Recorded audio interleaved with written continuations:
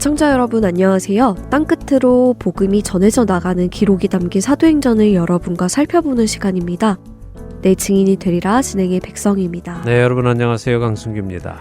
헤롯이 백성들에게서 인기를 끌고자 베드로 사도를 옥에 가두고 유월절이 끝나면 죽이려 했는데 하나님의 사자가 나타나서 베드로를 옥에서 무사히 꺼내주었습니다. 네. 베드로는 자신을 위해 기도하던 교회에 찾아가서는 주님이 자신을 옥에서 나오게 해주신 것을 말해주며 교회의 지도자들에게도 알리라고 하고는 예루살렘을 떠나는 장면까지 보았습니다. 네. 베드로에 대한 기록은 이것이 마지막이라고 하셨어요. 네. 물론 뒤에 15장에 잠깐 언급은 되지만 베드로의 사역은 여기까지 기록되었다고 하셨는데요. 왠지 뭔가 좀 허전하고 섭섭한 감정이 있는데 이렇게 되는 것이 옳다고 하시며 그 이유로 오늘 설명해 주신다고 하셨습니다. 네, 그렇습니다. 베드로의 이 마지막 기록, 이것을 보며 우리가 한두 가지 생각해 보아야 하는데요. 첫째는 베드로가 이렇게 사라지는 것에 우리가 섭섭함을 느끼는 이유나 허전함, 또 심지어 뭔가 허무한 것 같은 느낌을 가지는 이유는요. 우리가 사람에게 집중하는 경향이 여전히 있기 때문입니다. 예수님의 오른팔이었고 예수님과 사역하며 정말 많은 역할을 감당했던 베드로. 이 베드로를 통해 초대교회가 탄생하고 복음이 이방인에게까지 전달되는 놀라운 역사가 일어났기 때문에 우리의 시선이 베드로라는 사람에게 집중되는 것은 어쩌면 너무도 당연하지요. 네. 그래서 베드로의 기록이 끝나는 부분 즈음에 우리는 무언가 멋진 마지막을 좀 기대하게 됩니다. 만일 이 성경이 사람의 생각에서 나온 사람이 지어낸 이야기라면요. 어떻게 했을까요? 분명 베드로의 마지막을 멋지게 장식하며 그의 공적을 치하하는 글로 맺었을 것입니다. 하지만 성경은 그렇게 끝을 맺지 않고요. 허무할 정도로 간단하게 또 그 대단한 베드로를 무대에서 사라지게 합니다. 왜 그럴까요? 진정한 주인공은 베드로가 아니기 때문에 그렇죠. 진정한 주인공에게 집중하기 위해 베드로에게서 우리의 시선을 떼어놓는 것이라는 말씀이군요. 네. 그리고 그 진정한 주인공은 주님이시고요. 그렇죠. 성경은 사람을 영웅으로 만들지 않습니다. 네. 성경 안에서 사람 영웅을 찾아내려고 하면 안 됩니다. 그것은 성경을 올바로 읽지 못하는 것입니다. 네. 사람이 영웅이 되어서는 안 됩니다. 어쩌면 이 글을 읽는 성도들에게 베드로가 없으면 이제 사역은 누가 하나 하는 우려가 생길지도 모르겠지만 베드로가 지금껏 사역을 한 것이 아니라 성령님이 베드로를 통해 사역하셨다는 사실을 우리는 보아야 합니다. 베드로가 사역을 한 것이 아니라 성령님이 베드로를 통해 사역을 하셨다고요. 네. 그렇군요. 하지만 그렇다고 베드로가 아무것도 안 한 것은 아니죠. 예, 물론이죠. 베드로는 인형이나 로봇처럼 가만히 있는데 성령님이 막 움직여서 하신 것이 아니라 네. 베드로의 믿음 위에 성령님께서 일을 하시는 것이고요. 베드로의 순종 위에 성령님께서 일을 하시는 것입니다. 네. 성령님은요, 누구든 순종하는 믿음의 성도들을 통해 일을 해 나가십니다. 우리가 이 사실을 알면 사람을 영웅시하는 것이 아니라요. 각 사람을 사용하시며 그 뜻을 이루어 가시는 주님의 능력을 보게 되고요. 그 주님께 집중하게 됩니다. 그러니 인간적으로 볼 때에 베드로 사도가 이렇게 예루살렘 교회를 떠나 다른 지역으로 가는 것이 우려할 일처럼 보인다 하더라도 하나님의 구원의 계획은 아무런 영향을 받지 않고 이루어져 나가며 오히려 이렇게 베드로가 예루살렘을 떠나는 것이 하나님의 계획임을 우리는 받아들여야 하는 것입니다. 저는요, 믿음이라는 것이 이해가 되는 듯 하다가도 이해가 안 될 때도 있고 이해가 안 되다가도 또 이해가 되고 그런 것 같아요. 예, 맞습니다. 하나님의 뜻과 계획은 우리의 생각을 뛰어넘으시니 우리가 이해가 되는 부분도 있고 안 되는 부분도 있는 것은 당연합니다. 네. 우리가 생각해 볼 또 하나의 주제 역시 우리의 생각을 뛰어넘는 하나님의 뜻이 담긴 것인데요. 자, 이 사도행전 12장에는 두 명의 사도 이야기가 담겨 있죠. 네, 그랬죠. 야고보 사도와 베드로 사도 둘의 이야기가 담겨 있죠. 예, 둘 다 사도이고요. 둘 다 예수님을 처음부터 따르던 제자들입니다. 자, 그런데 한 명은 헤롯의 손에 죽습니다. 그런데 또 한 명은 헤롯의 손에서 기적을 통해 풀려나죠. 이 사실도 인간적으로 생각하면 어떨까요? 그러게요. 왜 야고보 사도는 죽고 베드로 사도는 풀려나죠? 야고보 사도도 풀려났으면 좋았을 텐데요. 주님이 왜 야고보 사도는 죽게 내버려 두셨죠? 예, 그래서 말씀드린 것입니다. 우리가 이해가 되는 듯 하다가도 안 되는 것이죠. 야고보 사도 입장에서는 어땠을까요? 그가 죽어서 주님 앞에 가서는 여기 이 땅에 베드로 사도에게 일어나는 일을 보았을 텐데요. 그때 주님께 따졌을까요? 아니 주님 이거 불공평하지 않습니까? 저는 죽도록 내버려 두시더니 왜 베드로는 살려주세요. 차별하시는 겁니까? 하고 따졌을까요? 아니요, 그렇지는 않을 것 같은데요. 네, 아니겠지요. 그런데 우리는 사실 살아가면서요, 이런 질문을 할 때가 많습니다. 하나님, 왜 그 성도는 이런 일 저런 일 다 허락해 주시면서 저한테는 안 이루어 주세요 하는 질문 하나님께 해보지 않으셨습니까? 그렇네요. 저는 그런 질문 정말 많이 합니다. 왜 나는 안 되느냐 질문 많이 합니다. 그런데 생각해보니 그 질문이 옳지 않은 질문이네요.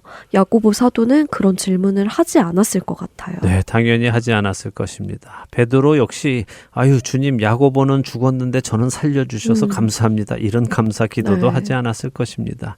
이것은 모두 이 세상에서 사는 것을 복으로 생각하는 미숙한 우리 인간에게서 나오는 네. 생각일 뿐입니다. 우리의 감사는 이렇게 남과 비교해서 상대적인 것이 아닙니다.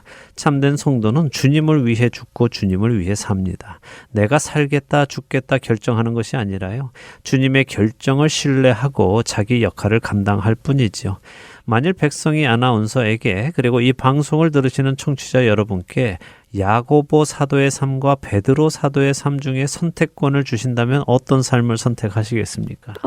답하기 너무 어려운 질문입니다. 예, 물론 여러 가지 답이 있을 수 있겠지요. 그러나 어떤 답을 한다 하더라도요. 그 답을 하는 동기가 나의 유익에 근거한 동기여서는 안 됩니다. 네. 나는 별로 오래 살고 싶지 않아. 그래서 야고보의 삶을 선택하겠어 하는 것도 안 되고요. 네.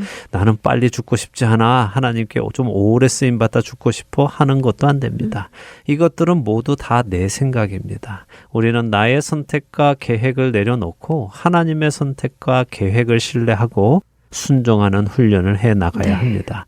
야고보 사도와 베드로 사도 둘에게 같은 상황이 왔지만 각 사도에게 하나님께서 풀어 나가신 방법은 다릅니다. 모든 것이 똑같지 않다는 것이죠. 그러니 누구는 그랬는데 왜 나는 안 됩니까? 라는 비교를 하지 말아야 합니다. 모든 것을 아시는 하나님께서 가장 좋은 일을 각 사람에게 맡기십니다. 그것을 신뢰하고 순종하는 우리가 되기를 바랍니다. 아멘. 그런데요, 이론적으로는 동의가 되는데 실제 우리 삶 속에서 그런 일이 일어날 때 제가 그렇게 살아낼 수 있을지는 솔직히 잘 모르겠어요. 네, 이런 솔직한 대답이요, 오히려 좋은 것입니다. 사실 예수님이 잡히시던 날 밤 제자들은 모두가 예수님을 떠나지 않을 것이라고 장담했지요. 네. 그러나 모두가 예수님을 버리고 도망했습니다. 그들은 그 이후로 어느 누구도 자신이 예수님을 위해 죽겠다고 장담하는 일은 없었습니다.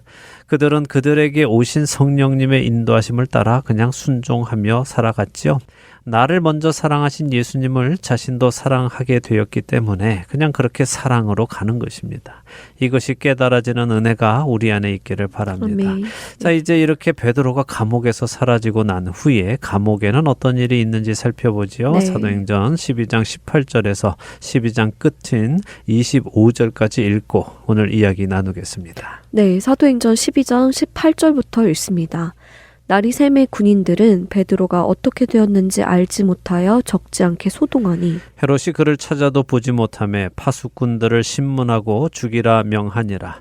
헤롯이 유대를 떠나 가이사랴로 내려가서 머무니라. 헤롯이 두루와 시돈 사람들을 대단히 노여워하니 그들의 지방이 왕국에서 나는 양식을 먹는 까닭에 한 마음으로 그에게 나아와 왕의 침소 맡은 신하 블라스도를 설득하여 화목하기를 청한지라. 헤롯이 나를 택하여 왕복을 입고 단상에 앉아 백성에게 연설하니 백성들이 크게 부르되 이것은 신의 소리요 사람의 소리가 아니라 하거늘 헤롯이 영광을 하나님께로 돌리지 아니하므로 주의 사자가 고치니 벌레에게 먹혀 죽으니라. 하나님의 말씀은 흥왕하여 더하더라. 바나바와 사울이 부조하는 일을 마치고 마가라 하는 요한을 데리고 예루살렘에서 돌아오니라. 자, 베드로를 죽이기로 했던 전날 밤에 하나님께서 천사를 보내셔서 베드로를 놀라운 방법으로 구원해 내셨습니다. 그렇게 풀려난 베드로는 교회에 가서 하나님께서 자신에게 행하신 일을 증언하고는 사라지지요. 네. 날이 밝자 군인들이 난리가 났습니다. 당연하겠죠. 분명 양옆에서 쇠사슬을 같이 묶고 잤는데 또 간수들이 그렇게 여러 명이 지키고 있었는데 감쪽같이 사라졌으니 정말 놀랐을 것 같아요. 예, 그래서 정말 난리가 났습니다. 열심히 찾아다녔겠지요. 네. 그런데 헤롯 왕의 입장에서는 베드로를 죽여서 자신의 인기를 더욱 올리려 기대하고 있었는데 물거품이 되어버렸죠. 그래서 파수꾼들을 신문합니다. 이렇게 감쪽같이 사라져 버렸다는 것은 파수꾼들이 놓아주지 않으면 있을 수 없는 일이라고 생각했을 것 같아요. 당연히 파수꾼들을 의심하고 신문했겠네요. 네, 그랬겠죠. 그리고는 파수꾼들을 죽이라고 합니다. 네. 당시에는 탈옥수가 생기면요, 파수꾼이 책임을 지고 죽임을 당했습니다. 나중에 우리는 사도 바울이 빌립보 감옥에 갇혔을 때 그런 문화를 다시 보게 될 것입니다. 어찌되었든 헤롯은 이렇게 파수꾼들을 죽인 후에 유대를 떠나서 가이사랴로 갑니다. 유대 북쪽에 있는 그 항구 도시 말씀이군요. 예, 로마의 통치 아래에서 이 유대 지역의 수도는요, 가이사랴였습니다. 네. 예루살렘은 그냥 유대인들에게 중심이었지 로마 정치인들에게는 가이사랴가 수도였죠. 네. 헤롯은 6월절 기간에 잠시 예루살렘에 와 있던 것뿐입니다. 이제 6월절이 끝났으니 자신의 주거지가 있는 가이사랴로 돌아갔습니다. 네. 누가는 갑자기 헤롯이 두로와 시돈 사람들에 대해 대단히 노여워했다 하는 말을 기록합니다. 그리고는 좀 이해하기 어려운 말을 기록해 놓았는데요. 네, 그러게요. 두로와 시돈 사람들이 왕국에서 나는 양식을 먹는 이유로 한 마음으로 그에게 나와서는 화목하기를 청했다. 이게 무슨 말인지 이해가 잘 안 갑니다. 네, 두로와 시도는 페니키아라는 나라인데요. 로마의 통치 아래에 있지만 자유 도시였습니다. 자치국이었죠. 네. 그러니까 이 두로와 시도는 헤롯의 통치 아래 있지 않았다는 것입니다. 근데 어떤 이유인지는 모르겠지만 이 지역 사람들이 무언가 헤롯의 마음에 들지 않는 일을 한 것 같습니다. 하지만 헤롯도 자신이 다스리는 지역은 아니니까 뭐라고 할 수는 없었죠. 근데 이 두로와 시도는 해변에 있는 지역이어서요. 주로 무역을 해서 먹고 살았습니다. 농사는 잘 짓지 않았습니다. 그래서 두로와 시돈 지역 사람들은 곡물을 갈릴리 지역에서 사다 먹었습니다. 그럼 헤롯이 다스리는 지역에서 나는 양식을 사다 먹었다는 말이군요. 네. 여기 왕국에서 나는 양식을 먹었다 하는 말이 헤롯의 왕국을 의미하고요. 맞습니다. 그러니까 헤롯이 그 양식 공급을 가로막은 것입니다. 뭔가 헤롯의 비위를 건드린 그들에게 헤롯이 갑질을 한 거죠. 그랬더니 갑자기 먹을 것 구하기가 어려워지자 두로와 시돈 사람들이 한 마음으로 와서 헤롯의 측근인 블라스도라는 사람을 설득해서 헤롯과 좀 화목할 자리를 만들어 달라고 요구했다는 것입니다. 헤롯의 의도대로 된 것일까요? 네, 그랬겠죠. 헤롯은 아마 이놈들 이제야 정신을 차리는군 하면서 미소를 지으면서 그들을 만나러 갑니다. 네. 자, 날을 택했습니다. 왕복을 입고 단상에 앉아서 백성에게 연설을 했죠. 당시의 역사학자 요세푸스의 기록에 의하면요. 헤롯이 택한 이 날은 로마 황제 글라우디오가 지금의 영국인 당시의 브리타니아와의 전쟁에서 승리를 하고 돌아온 날을 기념하는 축제의 날이었다고 합니다. 자, 이 헤롯은 황제의 승리를 축하하는 그 날에 자신이 높임을 받기 원한 것입니다. 교만함이 아주 가득했군요. 그렇습니다. 그리고 마침 시돈과 두로에서 사신들도 화평을 위해 와 있지요. 네. 이들 앞에서 자신이 높임을 받고 싶었던 것입니다. 어쩌면 헤롯이 시돈과 두로 사람들에게 화가 난 이유도 그들이 헤롯을 높이지 않아서 그랬는지도 모르죠. 어쨌든 요세푸스는 이날 헤롯이 입은 옷에 대해서도 기록을 하고 있는데요. 그의 옷은 길고 헐거운 은색의 옷으로 태양빛을 받으면 반사가 되어서 반짝거리는 빛을 내는 옷이었다라고 네. 합니다. 그러니까 로마식 극장 같은 그곳에 헤롯이 나올 때 햇빛을 받으며 사람들 앞에 자신이 빛나도록 옷을 입은 것입니다. 스스로 눈이 부실 정도로 만든 것이죠. 정말 높임받고 싶어서 별짓을 다 했네요. 교만함이 이렇게 무섭군요. 예, 생각해 보세요. 이 집안은요, 참빛이신 예수님을 죽이려 했습니다. 자신들이 빛이 되고자 했던 자들이었죠. 우리는 깊이 깨달아야 합니다. 인간은 결코 빛이 될 수 없습니다. 빛은 오직 주님 한 분이시고요. 참빛이신 그분이 우리를 비추어 주실 때에 우리는 그분의 그 빛을 세상에 반사해 낼 수 있는 것입니다. 스스로는 빛을 낼 수 없는 존재인 우리 인간이 스스로 빛나는 존재가 되려는 것이 바로 죄이군요. 그렇죠. 그것이 곧 사탄의 죄이기도 합니다. 자신이 빛나는 자리에 가려는 것이죠. 그러니 우리도 늘 점검해야 합니다. 내가 인정받고 싶고, 내가 드러나고 싶고, 내가 높아지고 싶고, 내가 빛을 발하고 싶다면 그 사람은 참 빛이신 예수님 안에 있는 사람이 아니라 어둠 속에 속한 사람입니다. 마귀의 성품을 가지고 있는 것임을 꼭 기억하시기 바랍니다. 두렵네요. 잘 점검해야 하겠습니다. 네, 자 이렇게 빛나는 모습으로 나와서 연설을 하는 헤롯을 보자 사람들이 또 맞장구를 쳐줍니다. 이것은 사람의 소리가 아니다. 신의 소리다 이러면서 헤롯을 추켜 세우고 그를 신격화합니다. 사람들이 아부를 하고 있군요. 그렇죠. 특별히 두로와 시돈 지역에서 온 사람들은 먹고 살아야 하니까 더 열심히 아부를 했겠지요. 그 소리를 들은 헤롯은 아마 흐뭇했을 것입니다. 결국 그 소리를 들으려고 이 모든 일을 한 사람이니까요. 그는 자신이 정말 신이라도 된 것처럼 뿌듯해 했을 것입니다. 그런데 23절을 보니까 그가 영광을 하나님께 돌리지 않았다라고 기록하시죠. 이건 무슨 말인가 하면 헤롯이 자신을 신이라고 칭하는 자들에게 에이 그래도 그건 아니지 내가 어떻게 신이야 신은 따로 계시지라고 하지 않았다는 것입니다. 다시 말해 하나님께 가야 하는 영광을 자신이 가로챘다는 것입니다.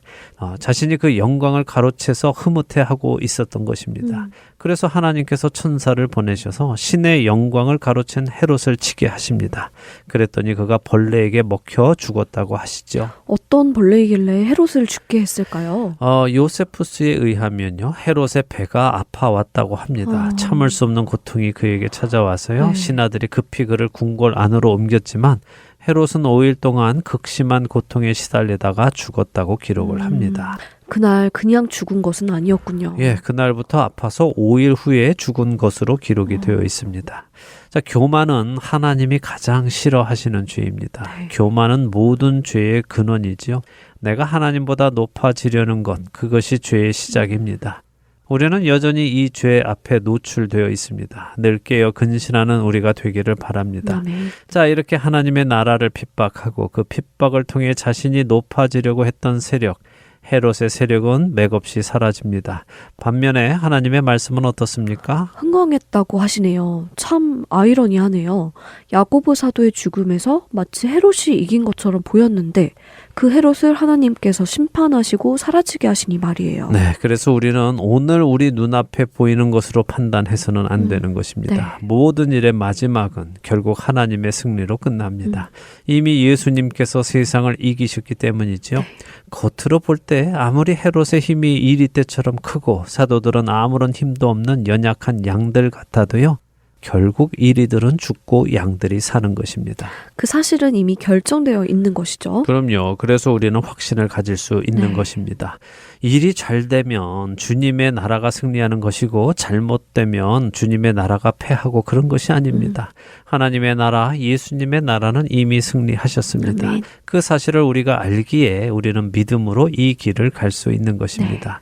자, 25절에 가면요. 바나바와 사울 그리고 마가의 이야기가 나옵니다. 이제 교회의 큰 역할을 감당했던 베드로 사도가 사라지면서 그 다음 바톤을 이어받는 자들이 등장하지요.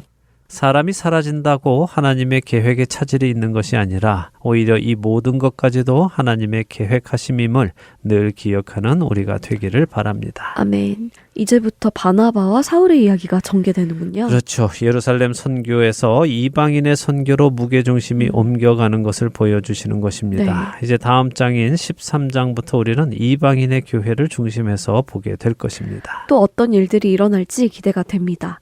오늘 내 증인이 되리라는 또 여기서 마쳐야겠네요. 우리 안에도 교만의 죄가 숨어 있지는 않는지 점검하는 한 주 되시기 바랍니다. 저도 점검해야 하겠고요. 네, 한 주만 하시는 것이 아니라 주님 앞에 서시는 그날까지 계속해서 해나가는 우리가 되기를 바랍니다. 네, 저희는 다음 주에 다시 찾아뵙겠습니다. 안녕히 계세요. 안녕히 계십시오.